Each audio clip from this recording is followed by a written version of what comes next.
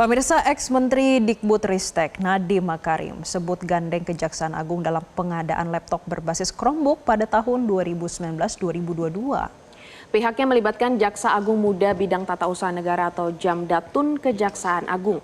Hal ini disampaikan Nadiem dalam konferensi pers di Jakarta pada Selasa pagi terkait dengan dugaan korupsi pengadaan laptop Chromebook pada masa jabatannya.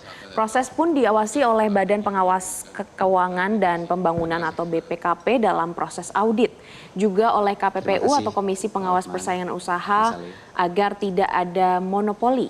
Termasuk melibatkan Jaksa Agung Muda Bidang Tata Usaha Negara atau Jamdatun Kejaksaan Agung. Jamdatun terlibat dalam pendampingan hukum pengadaan laptop agar proses pengadaan berjalan sesuai dengan perundang-undangan. Ia juga menegaskan akan menghormati dan mendukung penuh proses hukum yang dilakukan oleh Kejaksaan Agung. Ada lebih dari 1,1 juta laptop Chromebook yang dialokasikan ke 77.000 sekolah di seluruh Indonesia. Pengadaannya pun melalui mekanisme e-katalog dan diawasi oleh auditor negara serta internal kementerian. Ia juga akan siap memberikan klarifikasi jika sewaktu-waktu dibutuhkan. Nadiem menekankan bahwa tidak ada praktik korupsi dalam periode kepemimpinannya.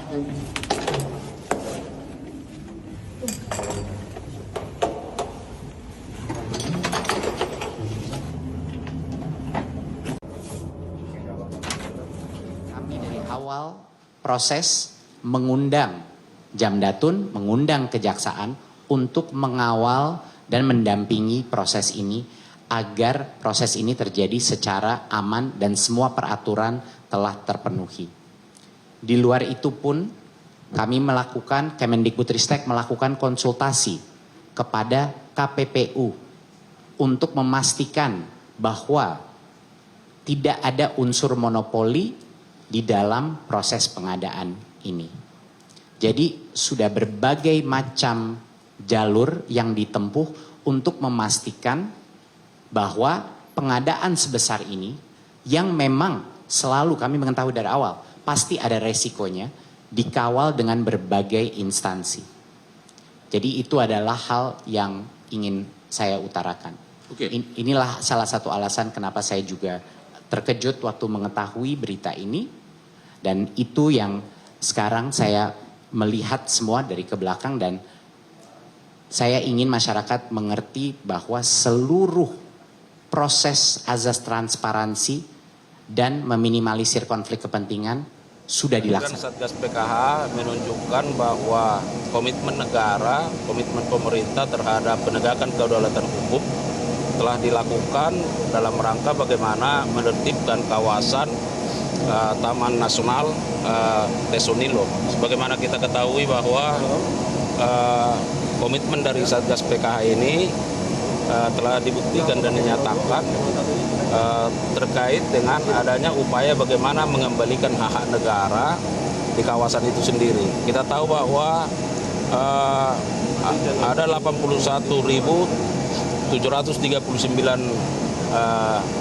hektar ya yang sesungguhnya menjadi luasan dari Taman Nasional ini, tetapi hingga sekarang hanya diperkirakan tinggal 12 hingga 13%. Kenapa? Karena ada penggerusan, ada penguasaan secara ilegal yang dilakukan oleh berbagai pihak, termasuk masyarakat yang ada di sana yang datang dari berbagai latar belakang dan daerah. Kemudian yang kedua bahwa beberapa identifikasi terhadap permasalahan di Taman Nasional Tesonilo, kita melihat bahwa sesungguhnya telah terjadi konflik antara manusia dan hewan ya, karena di Taman Nasional Tesonilo merupakan kawasan atau taman nasional yang sangat diakui secara internasional dan mendapat perhatian internasional, tetapi karena adanya campur tangan manusia yang berlebihan yang dilakukan secara melanggar hukum, sehingga telah terjadi kondisi-kondisi dari taman wisata yang tidak sebagaimana mestinya lagi. Yang kedua, kita lihat di sana bahwa telah berdiri berbagai fasilitas yang padahal di situ adalah merupakan kawasan hutan yang seharusnya tidak bisa dilakukan. Kemudian identifikasi yang berikut, kita melihat telah terbitnya beberapa hak-hak atas tanah kepemilikan hak atas tanah.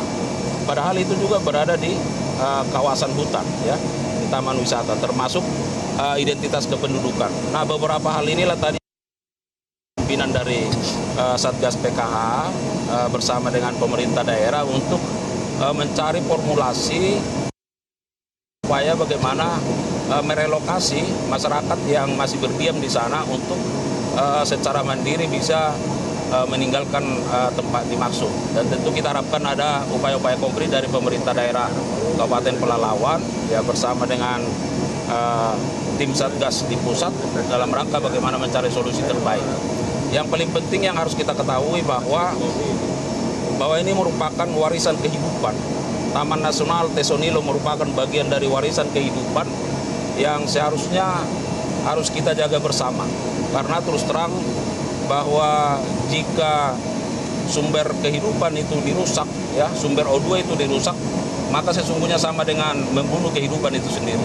Oleh karenanya ini harus menjadi peringatan dan perhatian bagi kita agar ada upaya-upaya konkret yang bisa dilakukan oleh pemerintah baik pusat maupun daerah dalam rangka mempertahankan, ya,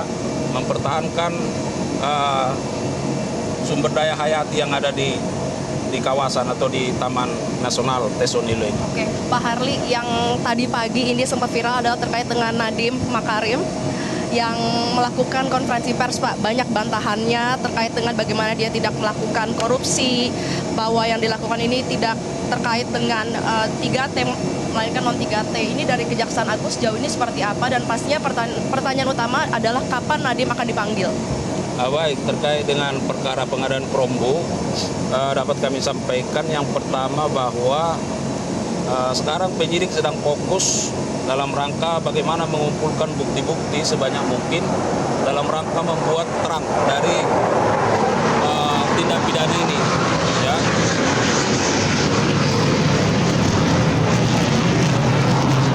Dan itu terus dilakukan, termasuk penyidik sekarang sedang membaca berbagai barang bukti yang sudah diperoleh dari barang bukti elektronik maupun dokumen, ya. Itu yang pertama. Yang kedua, jika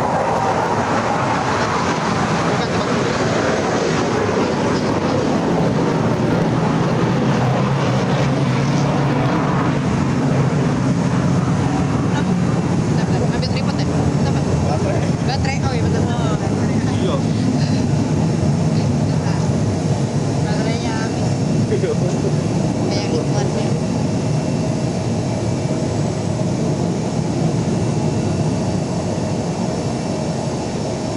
Tadi di konferensi pers, Pak, Nadiem juga pernah bilang katanya ketika pengadaan ini sudah melibatkan Jamdatun, Pak Harli. Katanya sudah ada melibatkan Jamdatun, kemudian juga menyangkal bahwa kajian yang dilakukan ini kan isunya adalah kajian ini sehubungan dengan 3T. Tapi ternyata yang disebutkan oleh Nadiem itu terjadi, memang kajian sudah ada sebelum dirinya menjabat. Namun ketika dirinya menjabat, memang pengadaan ini untuk non-3T, untuk mitigasi pandemi COVID. Dari Kejaksaan Agung seperti apa? Khususnya yang Jamdatun, Pak, karena katanya sudah melibatkan, sudah ada kajian dengan Jamdatun. ya, makanya saya sampaikan bahwa tentu kita akan teliti, ya, apakah memang dalam proses pengadaan Chromebook ini sudah melibatkan pihak-pihak termasuk pihak kami, ya, dalam memberikan pendapat hukumnya. Tapi yang perlu bahwa itu yang saya sampaikan, penyidik sekarang sedang fokus untuk melakukan penggalian terhadap bukti-bukti sebanyak mungkin. Oleh karenanya apapun pandangan, apapun pendapat yang ada di luar, saya kira ya silakan saja. Tetapi sesungguhnya pandangan atau pendapat atau keterangan yang diberikan di hadapan penyidik itulah nanti yang akan menjadi dasar, ya, bagi proses penyidikan dan pemberkasan selanjutnya. Apa yang sudah dikatakan tadi, saya kira ya nanti akan kita lihat apakah penyidik menjadi kebutuhannya untuk memanggil yang bersangkutan, dan keterangan-keterangan yang dibutuhkan oleh penyidik terkait dengan bagaimana membuat jelas terang dari tindak pidana ini tentu saya kira sangat diperlukan. Oleh karenanya apa yang disampaikan di media atau di masyarakat, saya kira ya itu juga harus dituangkan di berita acara, ya, supaya itu menjadi dasar bagi penyidik untuk menilai, ya, untuk menilai apakah keterangan itu bersesuaian dengan tentu keterangan-keterangan yang ada dari berbagai pihak dan dokumen-dokumen yang ada. Saya kira kita tidak perlu berpolemik ya, dan kami sangat menghargai setiap pandangan-pandangan itu, tetapi tentu penyidik akan berpedoman pada bukti-bukti yang diperoleh. Bukti-bukti yang diperoleh baik keterangan, baik barang bukti yang ada untuk menilai perkara ini seperti apa ya. Saat ini berarti penyidik menilai belum diperlukan ya untuk manggil Nadiem. Nah, sekarang kan penyidik masih fokus menggali keterangan-keterangan dari pihak-pihak terkait soal analisa teknis ya, bagaimana operasionalisasinya. Nah, kemudian nanti tentu akan dilihat dari sisi kebijakannya ya. Nah, siapa yang akan memberikan keterangan terkait soal regulasi, soal kebijakan pengadaan Chromebook ini, tentu nanti penyidik akan melakukan penilaian. Dari Kejagung gimana Pak ngelihatnya tadi pagi begitu melakukan konferensi pers, Nadiem Makarim ini langsung gandeng kuasa hukum yang sangat populer. Dari Kejagung seperti apa? Apakah memang ada indikasi ya ingin membela diri atau merasa dirinya disalahkan atau seperti apa? Saya kira ya kita biasa saja, dan kami selalu sangat normatif ya dalam menjalankan tugas-tugas kami, dan kami dalam berbagai kesempatan sudah sampaikan bahwa sampai hingga saat ini kami belum pernah menyatakan bahwa yang bersangkutan dipanggil, yang bersangkutan masuk dalam seperti isu-isu dalam daftar pencarian orang dan seterusnya. Itu tidak pernah kita sampaikan ya, bahwa nanti penyidik ya dalam perjalanannya menjadi kebutuhannya untuk meminta keterangan yang bersangkutan atau dari pihak mana saja pun yang membuat terang tindak pidana ini, saya kira itu sangat dimungkinkan ya. Pak, terkait pemeriksaan hari ini kan ada salah satu staf sus Nadiem yang datang, kurang lebih apa saja yang ditanyakan dan hasil pemeriksaannya seperti apa? Nanti kita cek apa memang yang bersangkutan sudah datang ya, tapi karena dalam posisi terkait dengan analisa teknis, maka penyidik akan fokus di materi-materi terkait analisa itu ya, apa kaitannya dengan pengadaan ini dan perkara ini sendiri. Oke, baik, terima kasih Pak Harli.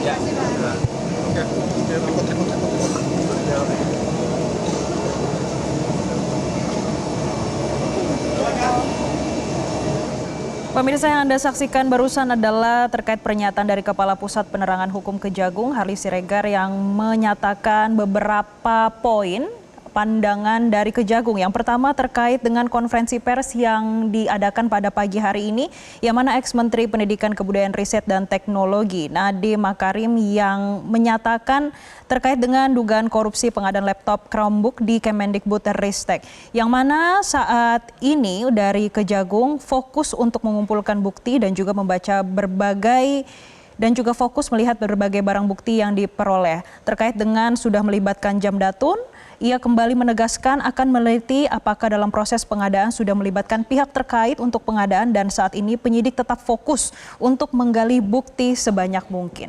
Selain terkait dengan pengadaan Chromebook yang terjadi dan juga konferensi pers yang ditanggapi pada pagi hari ini, Kepala Pusat Penerangan Hukum Kejagung, Harli Siregar, juga menyampaikan beberapa hal ini terkait dengan identifikasi permasalahan di Taman Nasional Tesonilo.